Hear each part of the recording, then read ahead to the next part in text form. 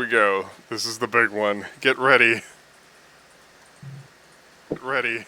Okay, gotta mute my tab. And hello, everybody. I am Mac Paladin, and welcome to another edition of the Last Newsdesk on the Left. Hosted by me and, of course, the crew, headed by Adam. Hello. Kevin's in the house. Greetings and salutations. Petty fans lurking somewhere in the shadows.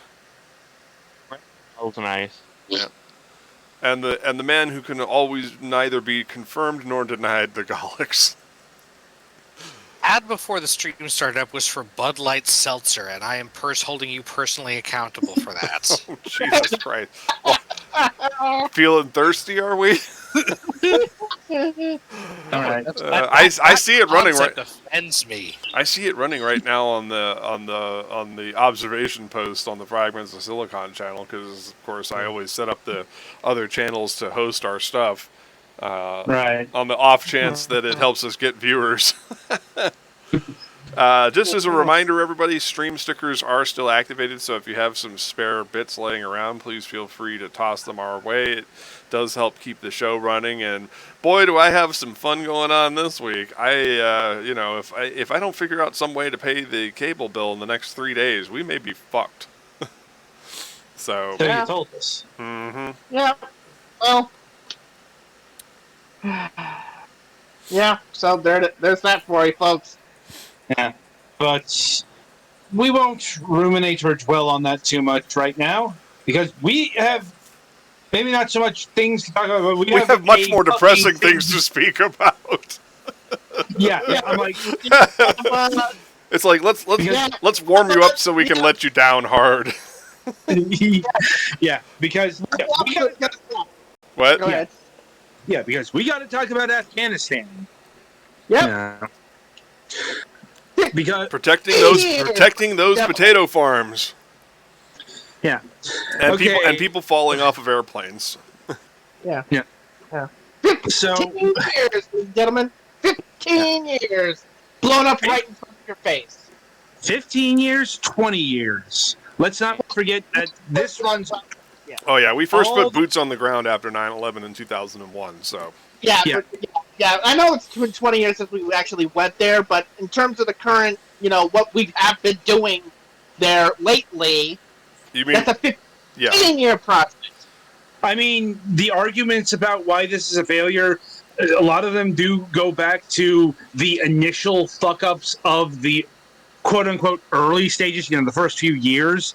I mean, we put a lot of time and money into it, but we never actually saw much in the way of results. Yeah. And let's be clear here. We are all on the side of team pullouts. Mm-hmm. Yeah. At some point, you have to either let the other country be another country, even if that means things happening you don't like, or you have to politely ask them to become the 51st state. Well, and that would go even worse. Here's the thing here. It's like let's break this down here. We first went into Afghanistan for the right reasons, because of the fact that Al-Qaeda attacked us on 9/11, and Al-Qaeda was being housed in Afghanistan. The Taliban did not want to give them up, so we had to do it ourselves. That's why we went there, period.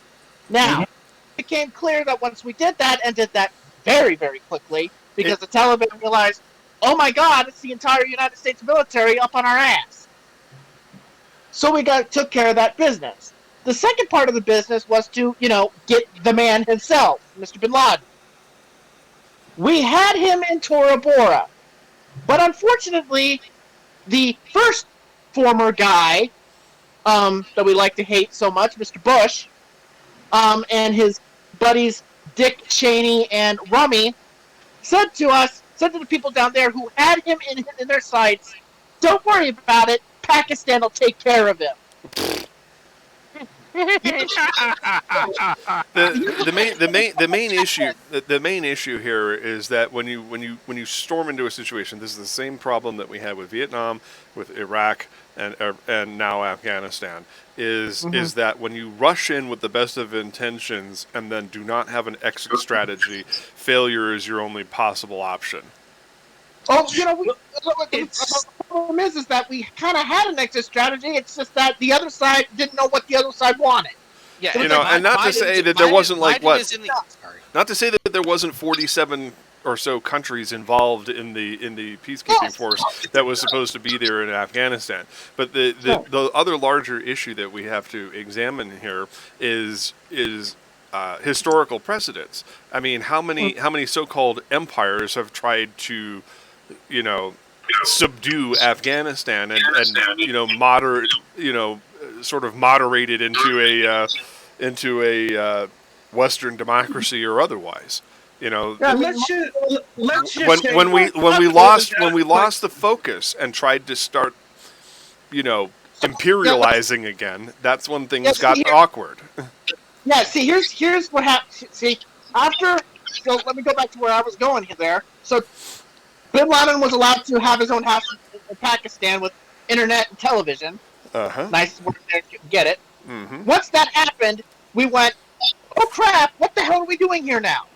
Taliban's off the air, Bin Laden screwed off. What do we do? And then, that's the exact same moment that we decided to do that other adventure in Iraq. Because George W. Bush surrounded himself with people who wanted to finish the job that his papa didn't want to do in 91.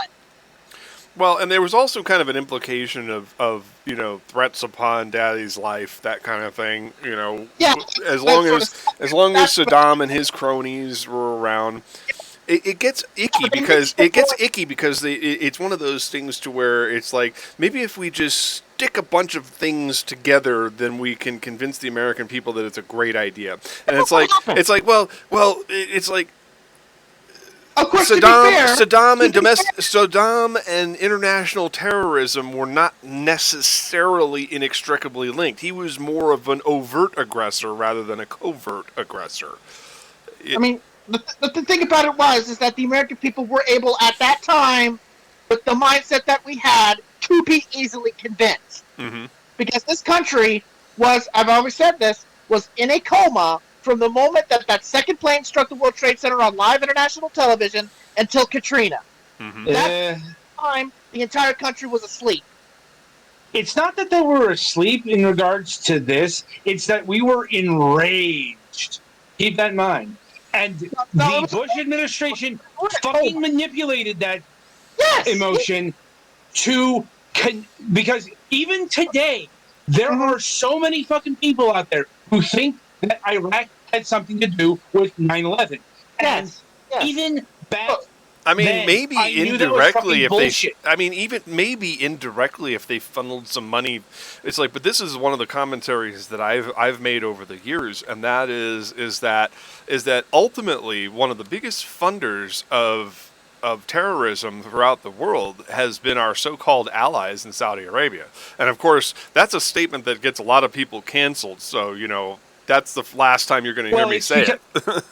Well, it's because, no, we were never going to fucking invade Saudi Arabia. Of course not. Like, but that's the thing. Okay. The United States has always been, at least as far as any recent history, in the business of picking and choosing which state sponsors of pretty bad stuff going on, regardless of if it's literal terrorism or just human rights abuses. Yeah, that goes back at least. We pick and choose which ones we actually get mad about and which ones we try to make friends with for strategic reasons. I mean, that goes back to the revolution. I mean, we backed France, and then they became an aggressor in Europe, and then because France backed us, and then the War of 1812, and then the Spanish-American War, and the occupying of the Philippines, and the massacre at the church, and then World War II, where we said, well, we've decided that even though he's murdered 5 times the number of people, that we're going to back Stalin. You see how it kind of snowballs from there? It's a lot more complicated than that. Let's just say. No, but I'm just saying that there seems to be a history of jumping into bed with the dictator that we decide that is more palatable than the other. But anyway, anyway, getting back to the whole Iraq-Afghanistan connection. I knew this was fucking absurd back in like 2002, 2003 when they were building the case, because I knew more about fucking Muslims than they did. Because Yeah. one of those big fucking mistakes that we made in Iraq was we didn't know the fucking difference between Shia Muslims and Sunni Muslims. Right.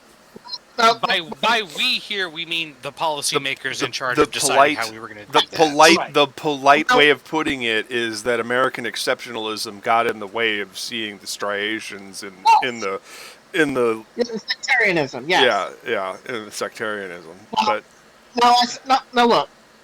When I say is that the country was asleep, maybe that's not true. It's more like we were in a rage coma. Like we were so enraged, we were so upset, we were so everything else that it just shut our minds off, and we were basically running on autopilot.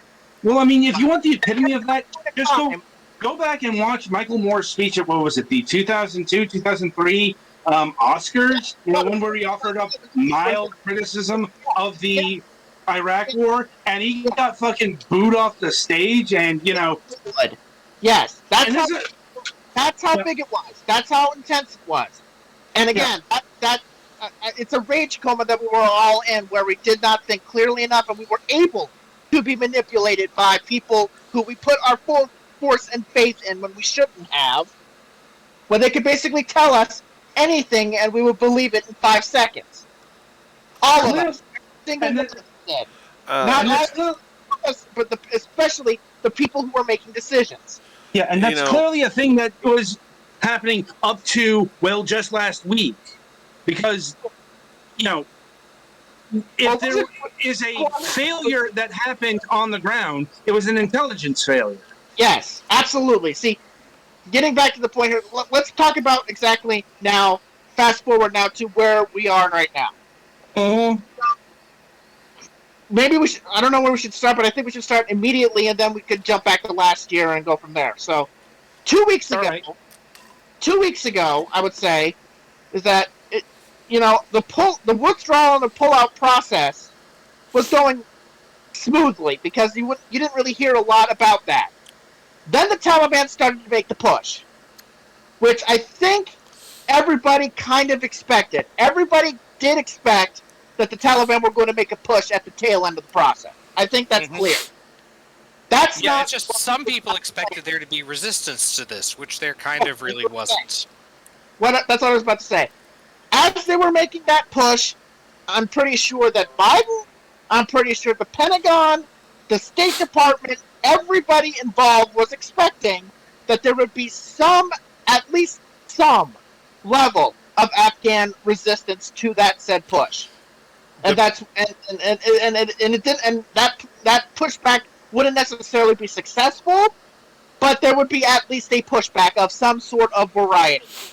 What happened, it's plainly clear now, was that the warlords and tribal chiefs cut deals which allowed them to run ramshod over the rural areas, and then that eventually snowballed into some of the cities, and then that put them in striking distance of Kabul. Or, and this is something that came out like in the past few days, the Afghan soldiers on the ground weren't getting paid. They hadn't been paid in months. Well, yeah, that's the other thing I was going to say too. There's also mass desertions, and that probably has a lot to do with the fact that, which gets us to where we now go next, which is once they had Kabul in their sights. And yes, a government that runs away that quickly certainly was doing a good job. Shades of Lord Wellington's problems during the Napoleonic Wars. Now, once they had Kabul in their sights, it is apparent now that the government there and the cut a deal to where there would be a transition period because the game was up, and it was clearly up. Their president literally fled the country with like 150 million. And then, I was about to say there, just as that deal was struck, the president of the Afghanistan government, I put president and a government in air quotes, as I'll talk about in just a moment, that president, Mr. Ghani, decided to say, screw you all, get anywhere from $160 to $175 million, put that money into a suitcase, get on a jet, and then first fly to Tajikistan up north, and then from there, straight up to Dubai. And because he did that, that deal collapsed, And the Taliban said, hey, you got nothing for us. It's on, mother effer. And they took Kabul. And that taking and that complete collapse within a week and a half completely and utterly short-circuited our plans that have gone back for months. Right. Because the concept of a complete collapse within that short a period of time, because of the multitude of factors that we now understand is the case, was not planned for, was not considered, was not thought of. Which is now, why... who to blame for that reason? Whether it's the military, whether it's the intelligence people, we don't know that for sure. But that is what happened here. Period. And it is so much out of Joe Biden's control at this point, it is unbelievable. Well, that's because why... Right. You are only as good as the scenarios and the intelligence that is put before you. And if you're put into a situation where you have the Afghans themselves telling you to not start things earlier than you plan because of some people in Congress, because it would cause panic within our population, and also to trust us, we can take care of this. When they tell you that, and you don't have any intelligence to suggest to you that telling them no would hurt you, what are you supposed to do? Tell the Afghans to screw off? Because that would help things precipitously, and it would not help you at all. So it's like, you're only as good as what your intelligence is telling you and what the people down there are telling you. Joe Biden got BS'd upon by so many people. It's insane. Yeah, it's just he's taking heat because back in April he said this is not going to be like the pullout of Vietnam, where people are going to be hanging off of the landing gear as we pull out while angry mobs basically run us out of the country. And the thing about it is he probably said that because of the intelligence that he had gotten and the assessments that he had gotten, which suggested that would not be the case, because if Kabul were to ever fall, according to the intelligence that he got, we would be long gone out of there already, because it would happen it would be out in September and it would fall in November, December, or even into 2022.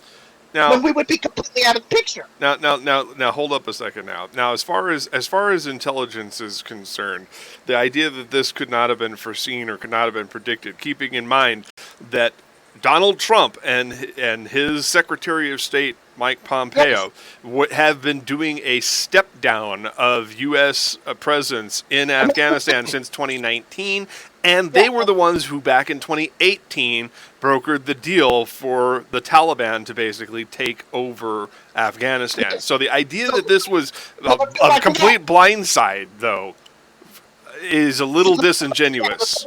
Because let's break that down here, because that's the thing we have to talk about then. Yeah. So, I think the deal was actually was 2019, 2020, not 2018. I don't think it was that far back. Well, they had I guess it was 2019 when they had the Taliban at Camp David, because I remember reading the articles about it, and the memes are all over the place. Right. So Trump and Pompeo cut a deal directly with the Taliban that completely shut out the Afghanistan government, which pretty much promised them that by May 1st, 2021, the United States would be completely out of Iraq, no questions asked. You mean Afghanistan? Out from Afghanistan by May 2021. Right. Now, you could make a significant argument that maybe they never intended to keep this promise, but that's not the point. Well, they also thought that they were a shoo-in for re-election.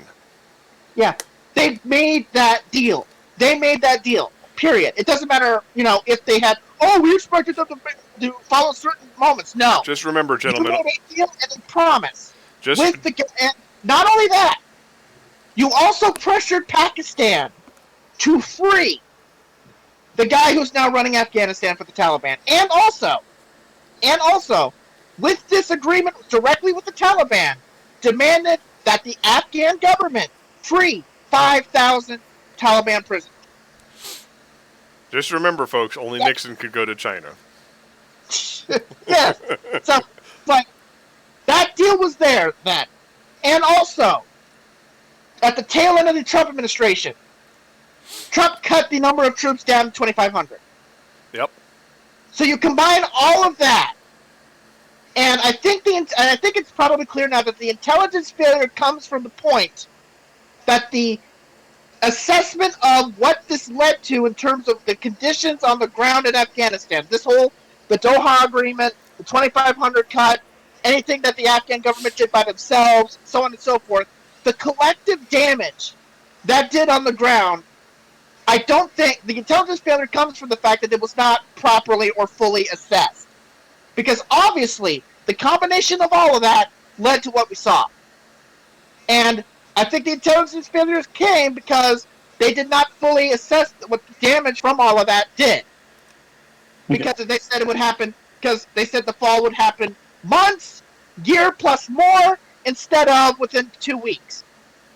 And that says to me that they obviously... Well, again, they were kind of expecting the government to stick around. Yeah. That being said, let's talk about the situation on the ground as it is at this particular moment in time, because it's actually a lot more orderly than what people thought even like 2 days ago, because we do have secure control of the Kabul Harman Karzai International Airport, and Sorry, I have to laugh about the fact that Karzai is the name of the airport because, well...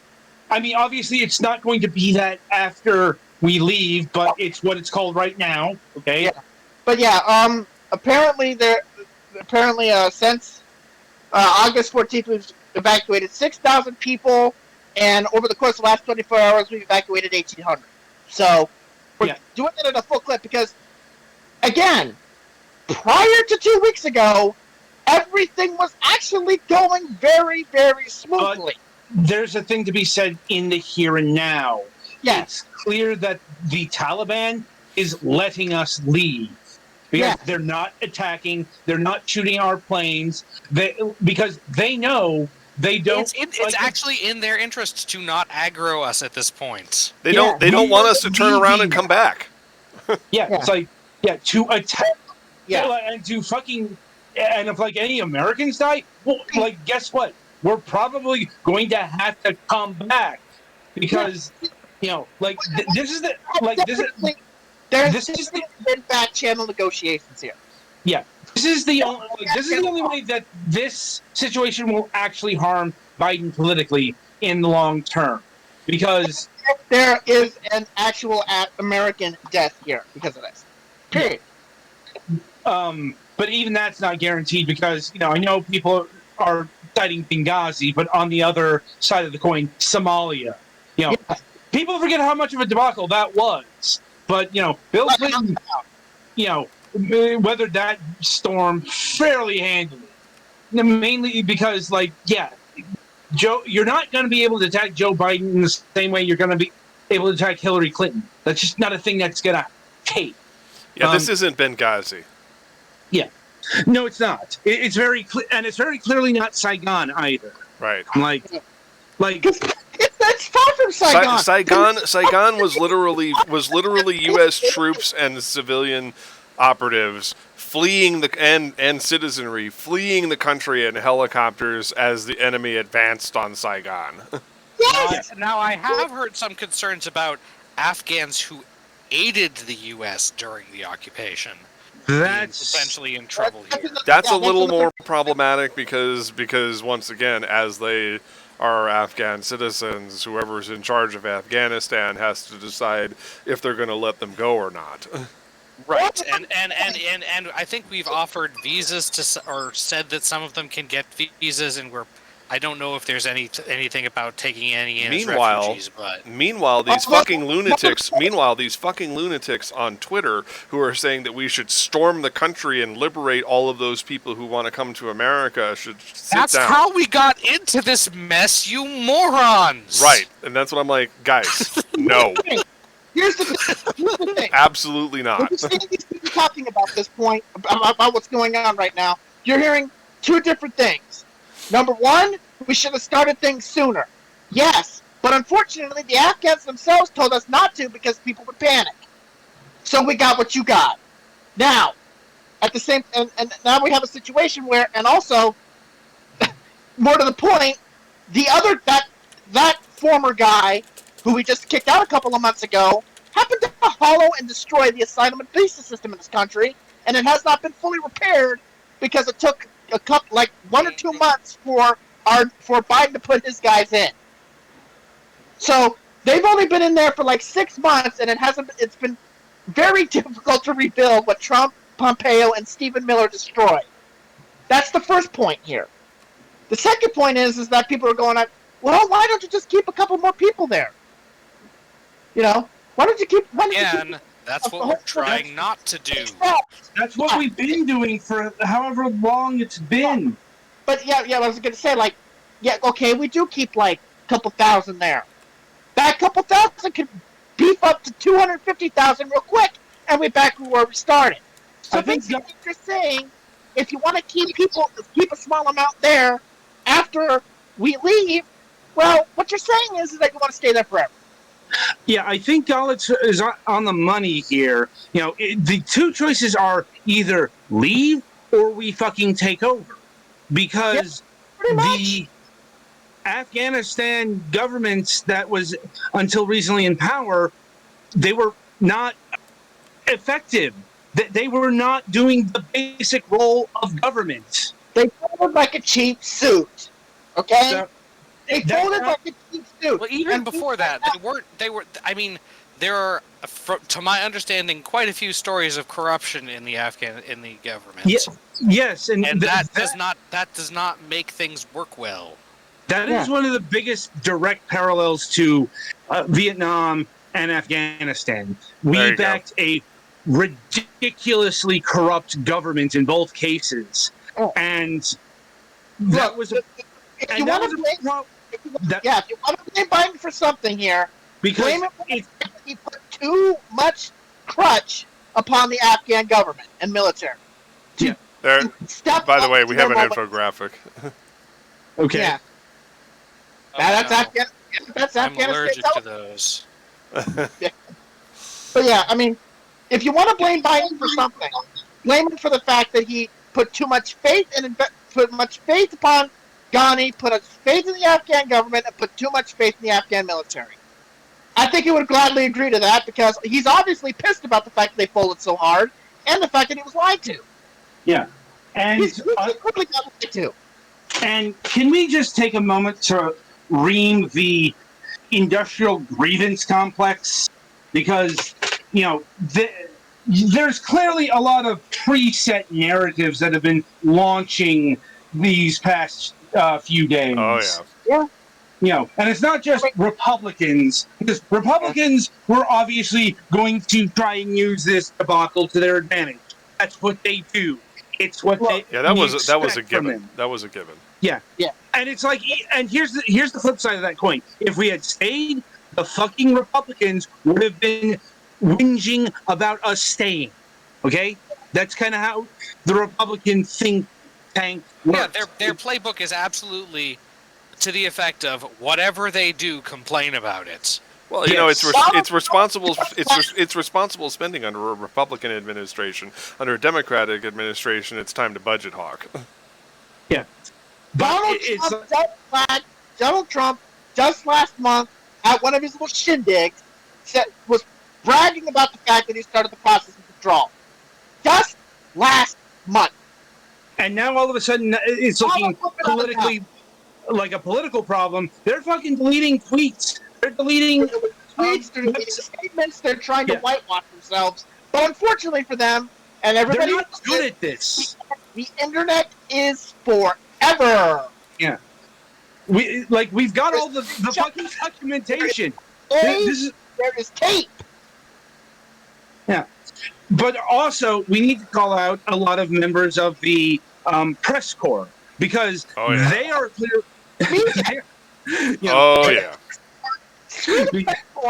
entire media. Because let's be frank here. The Afghanistan government and the Afghanistan military and our nation-building efforts over the past 15 years has turned out to be a massive fraud of epic proportions. Because we put so much money, so much manpower, and so much investment into this. And it's blown up in our face to show that it was a complete and utter fraud.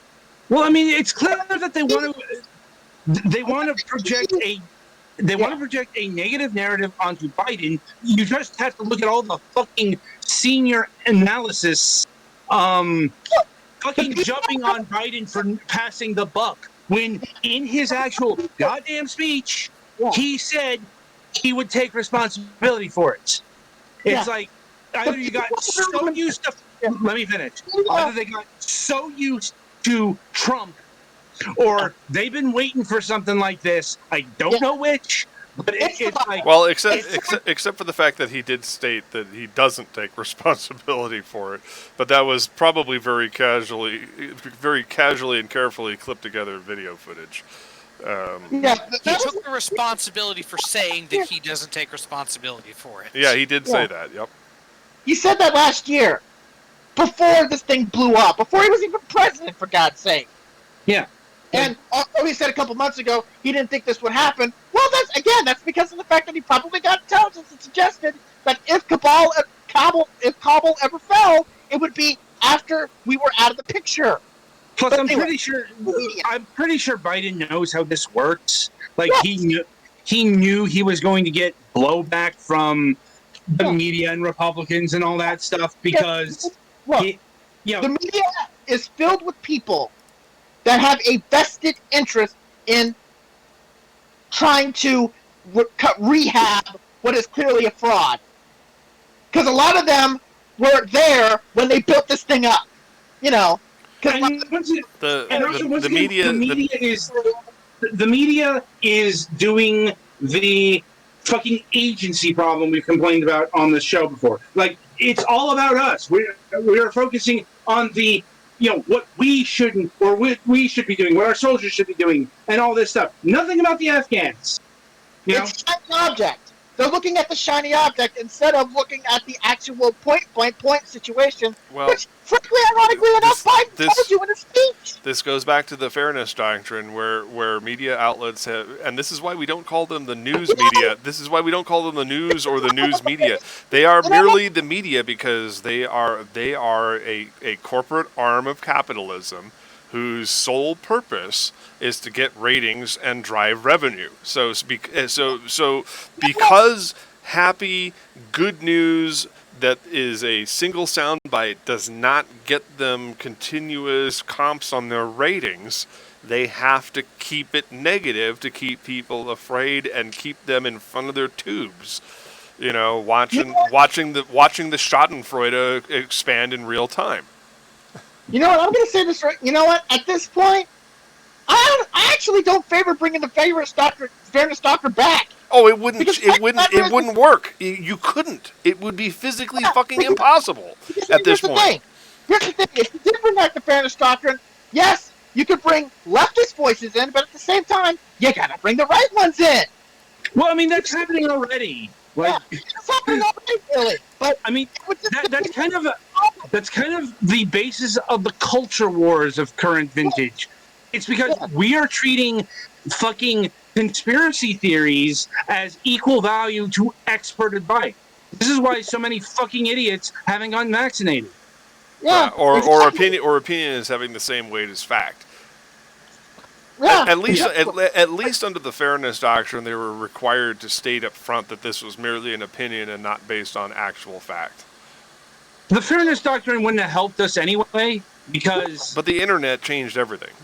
Yeah, So, the problem is that there are so many people who are capable of putting out information now that it's basically impossible to... Yeah. And it's unenforceable. Let's be honest. Like, the problem isn't fucking Fox News anymore. It's not even like OAN and all of them. They are certainly a problem, but the big fucking problem are the Facebook echo chambers, where people just nut job internet that Facebook relies upon.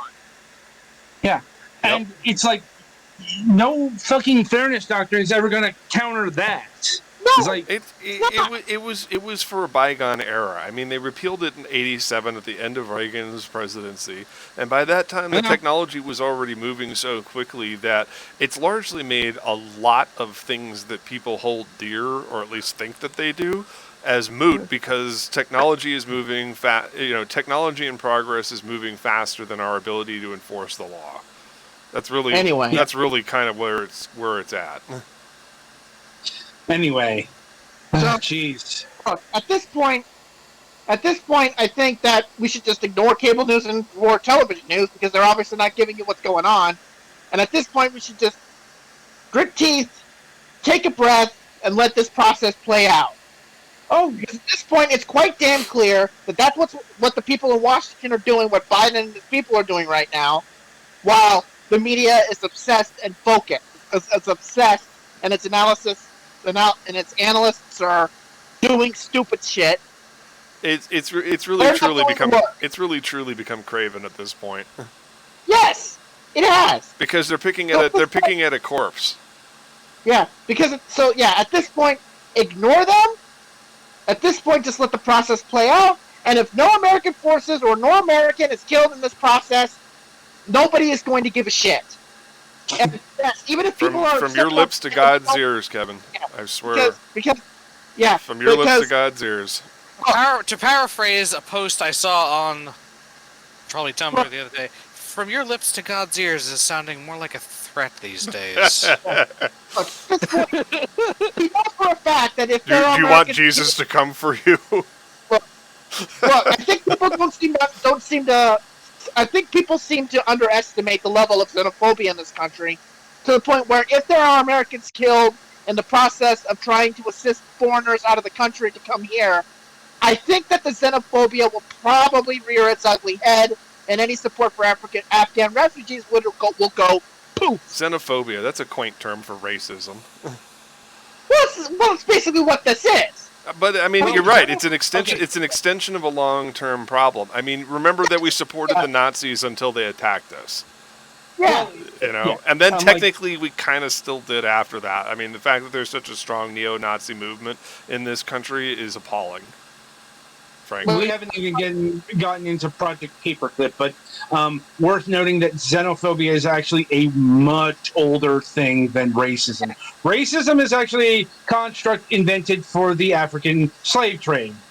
I this know. is a big history. It really became racism. Really became the flavor of the day after eugenics became popularized in the 19th century Right. Right. But yeah, as an it's like- individual thing. Yeah, but it's like, yeah, there are people who want to, support the Afghan refugees, and we all should. We should have as many people of them here as possible, frankly. But again, if there are Americans killed in the process of doing that, the opposition to that will increase on the right. Yeah. And that's the bottom line here, and also in some parts of the country. So it's like, yeah, if Joe Biden has to choose between getting all Americans out and unfortunately leaving a sizable amount of Afghans behind, or trying to stay there, extend our stay there to get those Afghans out, and the Taliban don't like the fact that we extended our stay and kill Americans in that process, I'm telling you, the love for Afghan refugees will magically disappear. Wait, there's love for Afghan refugees? And support for glassing Afghanistan will go way up, Yes, exactly. So, which would be a disaster for everybody involved. okay, I think people who support Afghan refugees who are bitching at Biden that he's not speeding it up is like, look, the former guy hollowed out that program, number one, and number two, if I obsess over this longer than I should, it could put could put Americans at risk. And if an American is killed on the right, anybody on the right who right now is conflicted about this will no longer be conflicted and will go full Steve Miller. So, Yeah. look, There is Biden is doing the best that he can with the cards that he's been dealt, thanks to the fact that he does not have, at the moment, a reliable Afghan partner to work with. Mm-hmm. He's got the cards he's dealt with. He's doing fine so far. If this ends with not a single American killed, it will be a goddamn miracle upon high. Because it easily could be the case that the Afghans decide, you know what, screw you, we're going to kill y'all. And then what? Yeah, as long as it looks like we're Then as there long will as be it, public demand for us to get ourselves stuck back in the goddamn graveyard of empires for another fucking 20 years. And Joe Biden will probably be impeached in 2023. So, but look, Joe Biden is doing the best he could possibly do right now. I suggest that everybody shut up and let this process play out. If you want to bitch at him after that, fine, go ahead. But it is still very much tenuous right now, and the stuff that a lot of people on the right, the center, and the left right now are talking about is kind of unproductive. Yeah. Like I think if you tune out all the garbage you see on TV and you actually look at the situation and what's happened, because it's clearly been reported at this point, you can pretty much put two and two together on what happened here. So it's like you're not going to get very well informed by cable news or television news at this point, which is a disgrace because you would think that they would have learned their lesson by now, but obviously they haven't, because they missed the former guy deeply and profusely, and they have been waiting, itching to get their hands on Biden for something, anything. Well, I mean, Trump was a ratings gift. Yes. Whether you loved him or detested him, people were tuning in. Yeah, he was a gift for eyes. He was a gift for hits. He was a gift for traffic. He was a gift for all that. Yep. He's gone, and they have had nothing on Biden, and all of a sudden this happens, and it's like, ooh, ooh, ooh, ooh, ooh, ooh, ooh.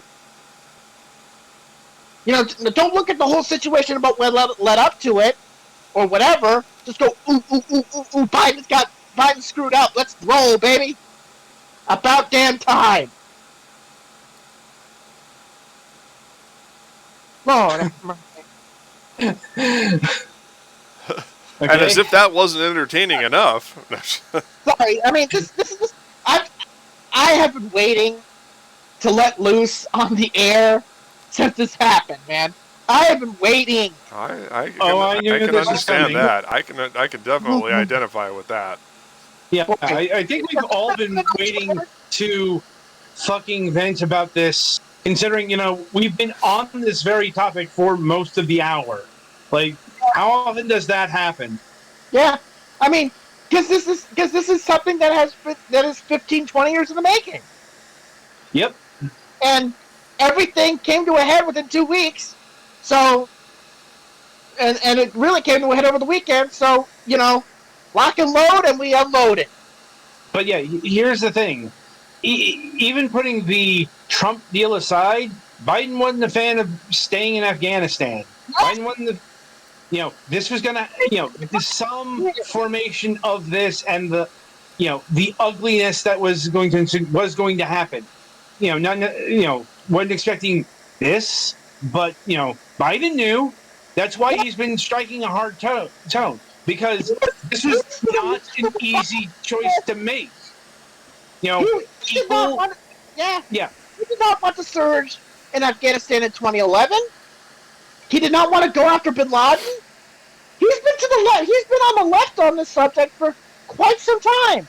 Yeah. And it really feels like that that a lot of people, not just in the media, but also probably within the government itself, but slow up, thinking that they could lobby him to somehow magically, like a spell or something, all of a sudden go from being skeptical or antagonistic to somehow support it.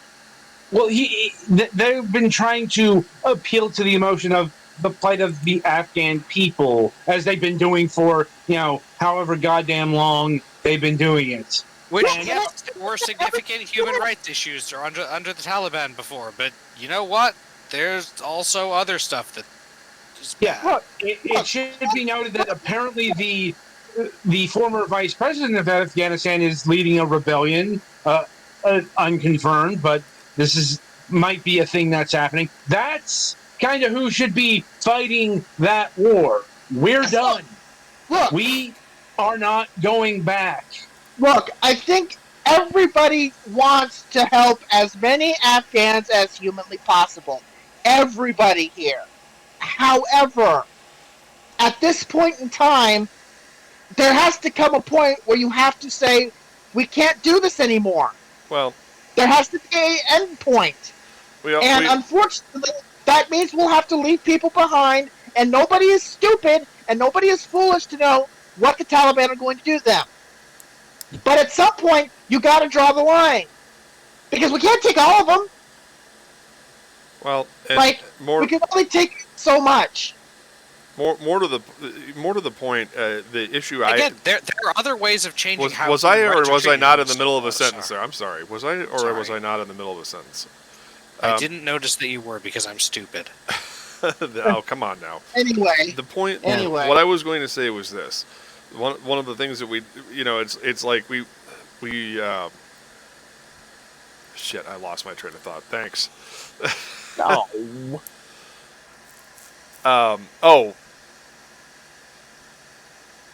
Yeah. Okay. The thought I had in mind was we need to keep in mind that it's always amusing when leftist Twitter is of the opinion that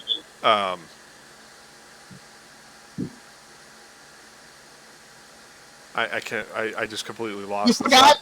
Okay, you forgot. I completely lost this thought. Oh, they constantly want to denounce us for being Team America World Police, and then completely reverse on that position when situations like this crop up. It's like we can't be Team America World Police and be the good guys. Yeah, we can't be Team America World Police or Team America World Moral Police. Right. No, because it's like pick a lane. It's like pick a lane. Either you want us to be Team America World Police or you don't. Right. There's no when the situation demands it. Now. It's like, do you want to end forever wars or do you want to contain forever wars on a different basis? So it's like, look, in a perfect world, in a perfect situation, we would be getting out as many Afghans as humanly possible in a faster amount of time. Unfortunately, the world that we have is that Trump and Pompeo hollowed out the visa system and made it impossibly complicated to the point where it can't be cut down in a short amount of period of time. Please be quiet, Congress people. Right. Number one. And number two, we do not have a competent, reliable, or trustworthy Afghan partner at the present moment that can help us in this process. Now, we only have the Taliban and through Black Channel outlets at the moment. That's all we have. Okay. So it's like you have the cards that you're dealt with. You have to do it as best you can. All right. Now, Galix, I do actually want to hear what you had to say. I don't remember it anymore, but it wasn't that important anyway. All right. Well, sorry about that, but you saw how badly that train derailed and crashed directly into the station. No, I totally get it, and I'm sorry my brain didn't register that you started talking. And Anyway. I don't like sounding inarticulate on points like that. That's just the point of embarrassment there. So again, apologies for snapping, but oh my god, no, it was... I really struggled to get back to that point. Anyway. All right. So basically, to wrap this whole thing up, everything's happened. Basically, at this point, everybody needs to be quiet and shut up and let this evacuation process play out. And at the end of this process, then we can talk about the intelligence failures. We can talk about everything else. But for right now, let the process play out. It's back to being smooth because guess what? Biden's people, when they saw that stuff was hitting the fan, decided to whip into shape and get working. Yeah. It's like, why didn't Biden talk until like a day later? Why hasn't he been talking more? It's because he's trying to stabilize and smoothen out the situation to where it was smooth as it was. I mean, unlike some people, he doesn't talk about situations when he doesn't have anything informed to say about them. Yes. Yeah, it's like they're in such a hurry to get those sound bites, they're not realizing the fact that he's actually approaching this like a rational adult. Yeah, because things are happening in real time, and sometimes having to work in real time gets in the way of the media's wants and needs. Yeah, he can't just come out and start making a bunch of declaratory statements when the situation is constantly evolving. Yeah, and they can't come out and wave magic wands and get things fixed. That's not just a problem with media people, by the way. That's also a problem with Congress people. The- It's like you can demand me I do these things, but look, I can't do these things because this is a complex and unfortunate situation that I'm dealing with here, and I'm trying to work it here in the best way that I possibly can Well, without going. they're just mad that starting new- they're just mad that he's not using the alien teleporter located under the White House bunker.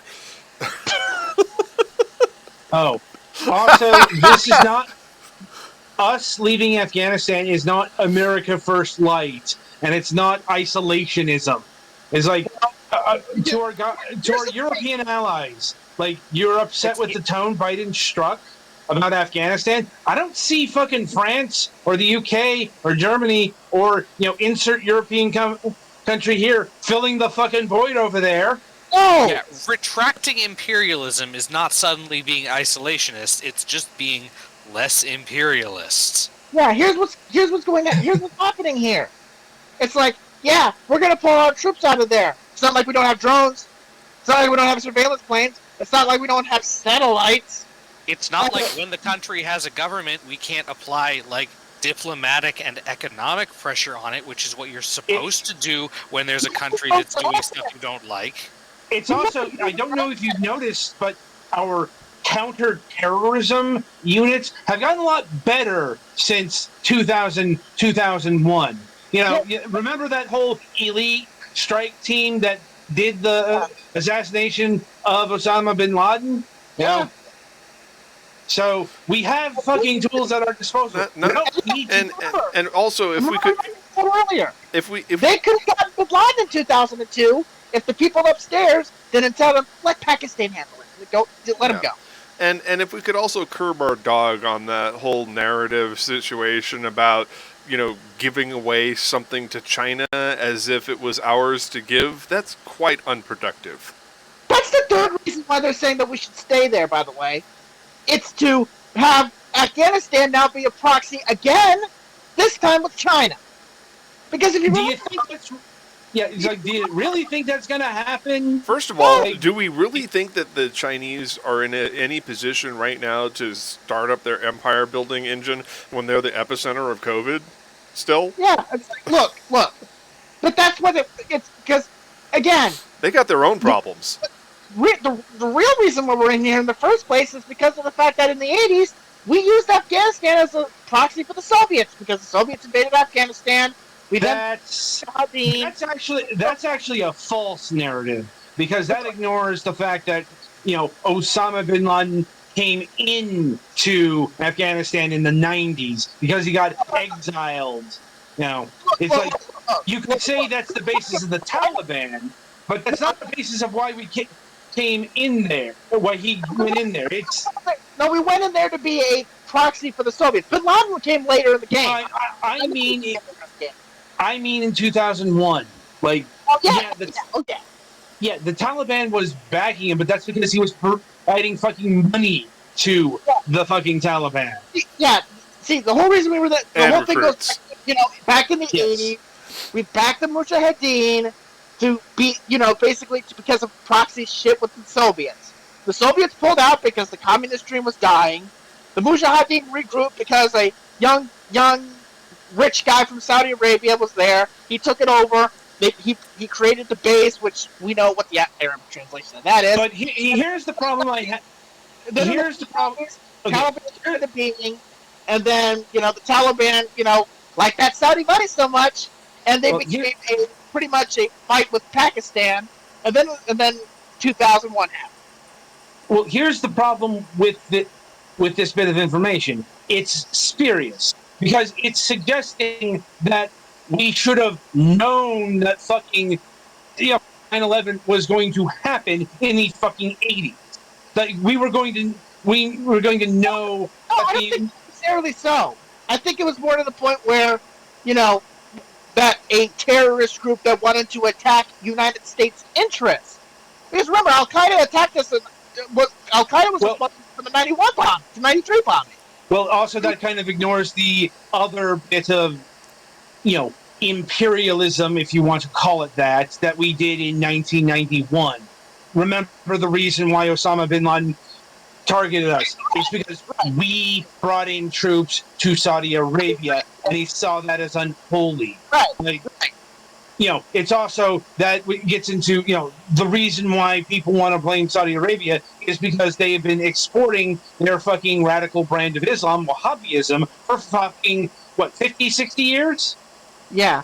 It's like all this shit has roots every fucking where, and I'm just saying I'm a little goddamn tired of, we should have apparently been psychic about what we were doing in the 80s. Look, I don't think. Look, the fact of the matter is that we built the situation there. Now, did we know that things were going to happen in the 90s and 2000s? Hell no. But the fact of the matter is that we put the stuff there. We just, and they ran with it. We just didn't foresee where they would run with it. I mean, there's other, remember, one of the big arguments about boots in the ground was because of our responses in the 90s. Remember, this was the era of, no boots on the ground, especially after the Somalia incident. This is the incident, this is where we sent fucking tomahawks into Afghanistan to target Al-Qaeda targets, and this is where we used bombers exclusively. And we could have gotten bin Laden on occasions with that, except, well, bombers and rockets aren't really that very accurate. Right. It's like, it turns out the proper answer was a precision strike team. But nobody was nobody fucking pulled that fucking card out in 2001 because nobody had their head on straight. Remember, don't forget how we had one in 2002. Let's be fair, we had one, and then the people upstairs said when they got the call up, "Hey, we got him in our sights. Let's take him out." They said, "Well, I mean, let him go." I mean, it's also like in the run-up to 9/11, there were fucking warning signs, and we didn't heed them because all of our, because the intelligence agencies weren't talking to each other. That's why we got the fucking tangled mess that is Homeland Security. Yeah. Because keep in mind, Homeland Security actually covers a lot of stuff. It's everything from counterterrorism to seizing digital copyrights. Yeah. It's security, and that means a lot of things to a lot of people. And it's like, we could go on and on about this, but the important thing is it's over. It's done. Yeah. Whatever the fucking result is what's going to fucking happen. The die is cast. We've crossed the Rubicon. Whatever fucking metaphor you want to, we're done with Afghanistan. We will look back and we'll Monday morning quarterback and all that kind of shit once we're out of there. Now all we got to do is make sure that we get out of there with as little death of Americans in that area as humanly possible. Yeah. All right, so we should probably wrap this up because we could probably spend another hour ranting. Yeah, and my voice is starting to get lost. So. Yeah. All right. Anyway. I'll go ahead and lead off entertainment news real quickly here. It's looking highly probable that the Kickstarter is going to reach its terminus before the end of 30 days. To the 7 people who have pledged, I salute you, but I don't think we're going to get to where we need to be that way. Kickstarter has really become a place that apparently you're not going to win the day unless you were already guaranteed to have your goal lined up before you even launched. Mm-hmm. I've seen some that are kind of close, but even those ones did a lot of pre-promotion work. Well, it's like the idea is if you want to get rich, know a rich person, It helps, yes. And that's the bottom line is become mentee to a mentor. And I'm not quite there yet, but we do have a lesser plan in mind to get at least some of the voice acting done for Survivor, which is really my razor focus right now. A few things have changed, keeping in mind that Death of Perseus really just needs Kira and I to get together on animating it. There's not a whole lot of dialogue that needs to be done for it. I was going to try to get some fancy schmancy art assets from our friend Oshi, but in Brazil, but that can wait. Survivor is the priority because it is the biggest project with the most visible people involved in it, and we actually bothered to write contracts and hire a composer and actually do things the right way with that film. So I've kind of circled back. We have been working on footage for it, and it's kind of amusing because I've been recording all the dialogue and we've been voice modulating me doing the dialogue, so that way we can build the animation and then with the fancy scripts that Kira has created, retime them when we get the real dialogue. So, but the rough cut of the film is actually coming out pretty hilarious with my voice at multiple frequencies. It's very South Park-ish as a result. How are you, gentlemen? Yes. So that's going on there, and then Adam, what else we got?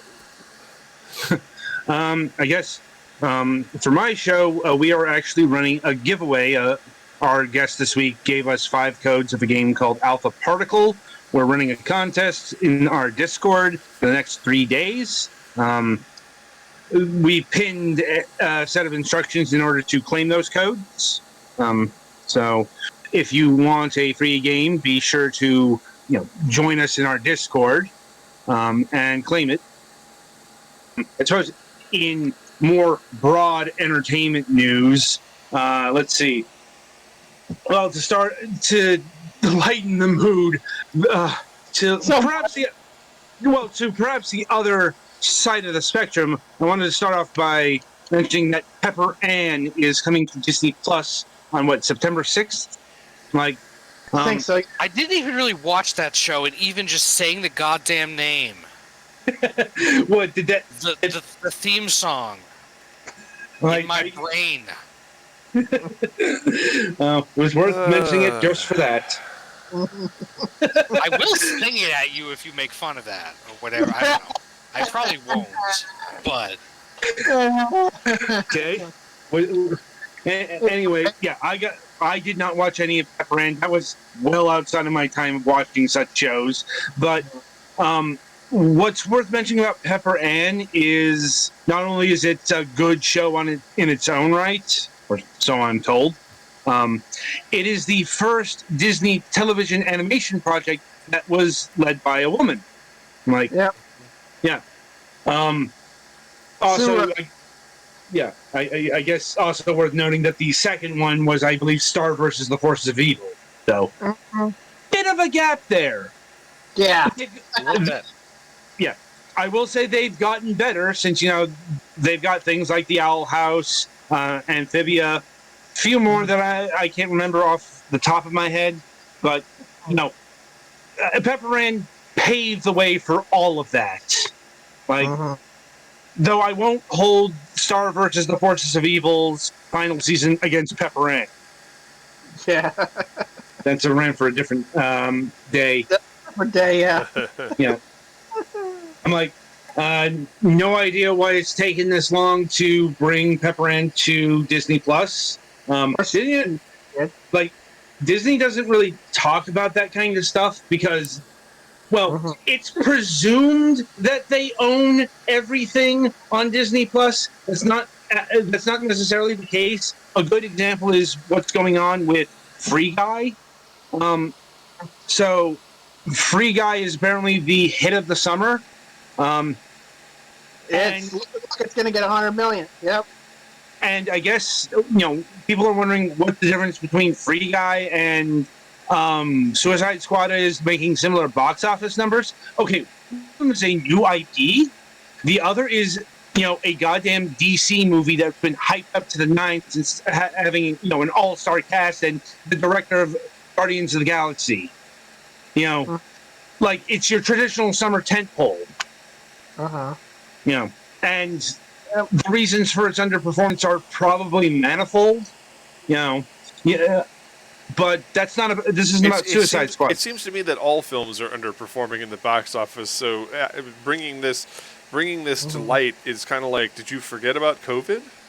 Yeah, it's like, people have been also blaming the whole, they've made them digitally available on HBO Max and Disney Plus, and that's probably true, but it's also, COVID is still a thing. It's like, and keep in mind, we've been talking about that returning lately, so that's probably scaring a lot of people. I'm aware that... I would say it's probably more the fact that it's day and day because, not because of the first week per se, but because of the second and the third and the fourth week. Basically, right. These movies are getting terrible holds week to week, like 70% week to week, and that is people probably going to the theater the first week, but then going home and seeing the second, third, fourth views at home instead of at the box office. And it's worth noting, Free Guy doesn't have any of that, mainly because of a previously existing contract. Yeah, it's a theater exclusive. Yeah, because it's a 20th century studio film, formerly 20th Century Fox. They had a deal for 40 years with HBO, that being the first pay window home of choice, and that included HBO Max. That goes all the way till next year. So, once that's done, though, like, all that stuff is going to, it's basically what happened with Netflix a few years ago. It's actually still going on because there's actually still a few Disney bits left there. Not much, but they are there. Yeah. Mostly like Disney Channel shows. I think at this point we know what the end game is going to be.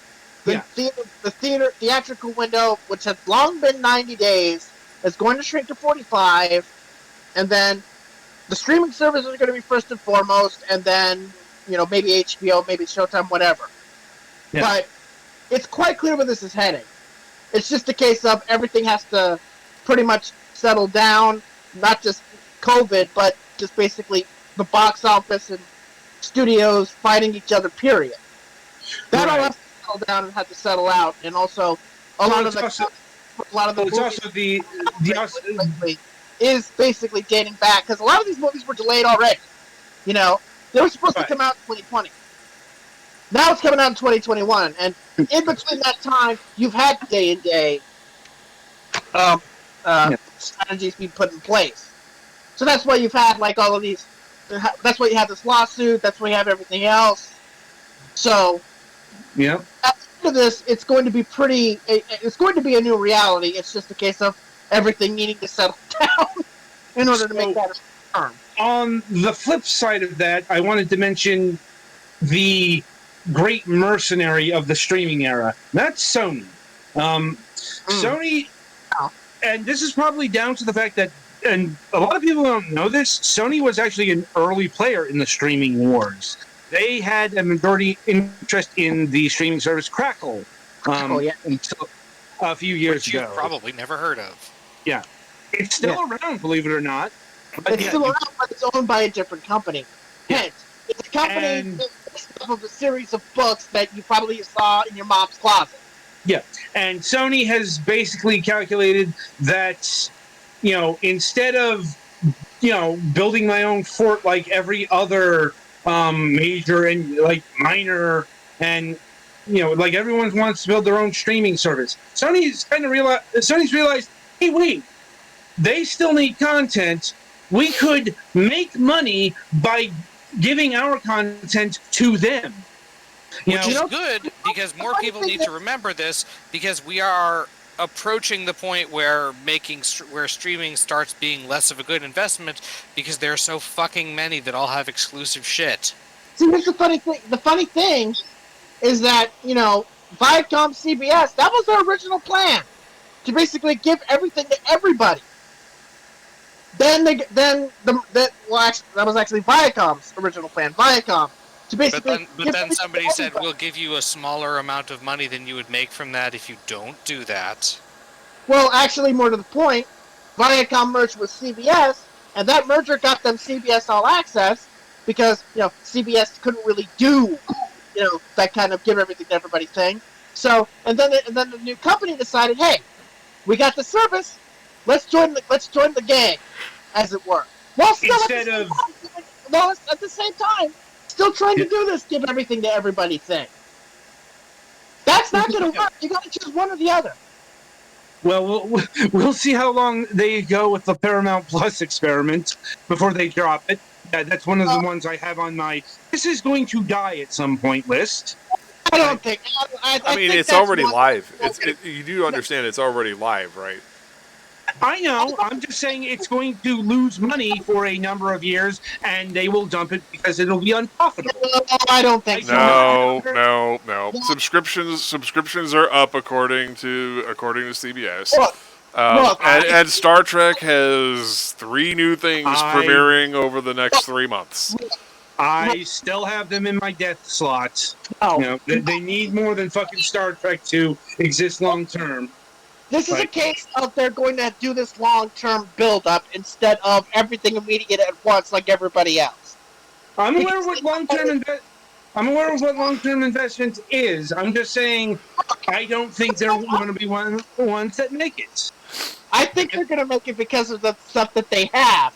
They have a considerable amount of IP that spans networks for decades. And they can suppose we do. But look, we got to make it in perspective here. I am skeptical. I think if they live, fine, but I am expecting Paramount Plus to not be a thing in, say, 5 years. Peacock. I disagree. I think they're going to be the third player in the game. They're not going to be HBO Max or Disney Plus, but it's going to be HBO. It's going to be Disney Plus, HBO Max, Paramount Plus, and then everybody else. Have at it, boys. Right, especially with controlling interest of Hulu being owned by Disney, and the fact that their future is somewhat uncertain. Think about. I would pick Peacock over Paramount Plus. Here's another thing to consider. Viacom CBS could be sold to Comcast or somebody. I keep hearing the Comcast thing. There are so many legal hurdles there, and keep in mind we're in the Biden era. Sure, I don't see it happening. I just do not. Here's the problem: they might not have a choice, even if there's going to be antitrust issues up the ass, and I think that everybody knows that. If the federal government says they're not merging, they're not merging. Okay. It may not be merging now, but I'm pretty damn sure that there's going to come a point where the for sale sign is going to go up because of all the M&A action that's happened over the course of the last year and a half. I'm aware of it, but it's like their M&A options are fucking limited because no, they are not merging with Comcast so long as one controls NBC and one controls CBS. Yeah, they can't. The law is still that they cannot control 2 terrestrial networks. Of course, that's why there's the possibility of divestitures of an agreement on the front. I mean, that was why Disney couldn't have ABC and Fox networks. Yeah, right. If in a situation like that, there is going to be an agreement on divestitures. I'm pretty sure. I'll tell you what would happen in that case. They would probably demerge CBS and Viacom. Yes. That's probably what they would do. They would probably because a lot of the IP and everything else is going to be in with Viacom. That's why they split the company in the first place. Anyway, this isn't really about Viacom CBS. It's about Sony because Sony's actually Sony got a big payday out of Netflix for selling their Pay 1 tier. That's the first 18 months after theaters. Then the Pay 2 tier to Disney for even more money. They made $3 billion off that. So, and apparently they are close to making a deal with Amazon for Hotel Transylvania 4 for $100 million. By the way, they also sold a couple of high-profile animation projects to Netflix. The Mitchells versus the Machines. This is one of Netflix's biggest movies of the year, for example. And the recently released So, there is money to be made by taking the mercenary approach. It's kind of surprising that more people, more entities aren't taking this approach. They're Well, they can, I think it's because of the fact that, compared to the other players in this game, Sony really doesn't have a lot of high-profile, consistent tentpoles to have. probably not, but I'm Like just saying, they don't have a full set of things to start their own service, and if they did start their own service, it would be heavily reliant upon outside projects. So yeah, in that situation, that would not be worth it. and Like if Sony, and like I said, Sony knows this because that's what they did with Crackle right, to bring it all around. Like the Sony, tried the game, they lost, and I do think that is what's going to happen to whoever loses the streaming wars. Whoever those might be. I don't think that. I think that the only person that would lose the streaming wars are those that don't have enough IP that they own existing to sustain it. For any successful streaming service, you got to have library content, you got to have new content at the same time. Both are what sustain the thing. Now, those that have existing IP, those that can mine that IP, and have a lot of it to sustain itself at least like 40 to 50%, right? They're the ones that are going to survive. Everybody else that doesn't, you have to have a good long hard look in the mirror and see if you want to make money off of other people, or you just simply forget about it and give everything to everybody. Yeah. I guess we'll see what happens in the years to come. But right. I think we'll conclude here. Right. So I think that's about it, since we already did the the studio news. Right. So, Mac? Yes? Right. I talked about the Kickstarter failure. I know. Right. I know. It's like, do you want to close this out? Yeah. Or all right. Yeah. So be on the lookout. We're probably going to switch to Indiegogo on a flex funding campaign to try to get a few $100s more, so we can at least get some more voice actors paid. Other than that, and that'll probably start next week. I just don't foresee a miracle happening over the weekend. Mm-hmm. So, like I said, if it's not over $15,000 on Saturday, we're pretty much shutting down the Kickstarter. It was a nice idea, but yeah, it's definitely not going to go anywhere. As far as streaming for the rest of the week, we're still mainly doing Saturdays with Paladins and Apex Legends, that kind of thing. I've finally restored my old gaming machine so that all of my entire Epic, Steam, and Origin library is now installed and playable. I've got a replacement solid state drive for the machine. I got a brand new motherboard. Refurbished ASRock motherboard that actually has an M.2 slot on it, which is incredibly rare for an AMD 970 board. So I'm gonna max out this machine to the limit of its capabilities. I've SLI'd this GTX 770 with another GTX 770, 32 gigs of RAM, and just be done with it. Yeah. So that's the pet project. Before I start tackling the gaming box that Nathan sent me from San Diego, which is Ryzen based, but it's a little on the entry-level side, and I need a very powerful graphics card before I start using that machine full-time. So, in the interim, I'm going to be piecing together some older technology. Yeah, right. So that'll be our next thing. And as far as Thursday and Friday, I'm still trying to figure out two things.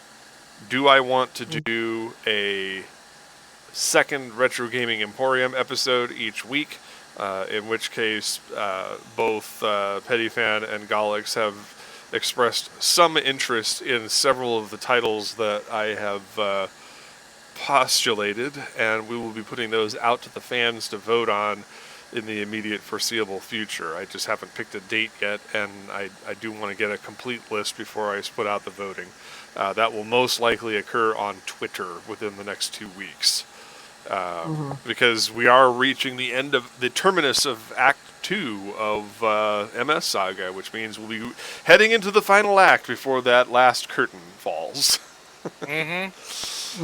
So whether or not we do more Gundam RPGs / strategy games that are inscrutable because they're not translated into English, or we do something else entirely that is mutually agreed upon by fans and crew alike, haven't decided yet, but that will be coming up in the next 2 weeks. And of course, today's episode does mark the mid-season for Season 2 of Last Newsdesk on the Left. So next week we'll be starting Part 2 of Season 2 of Last Newsdesk on the Left. So until Saturday, I'm your host, Mac Paladin. And thanks for listening. Stay safe out there, kids. Masked up, jokes.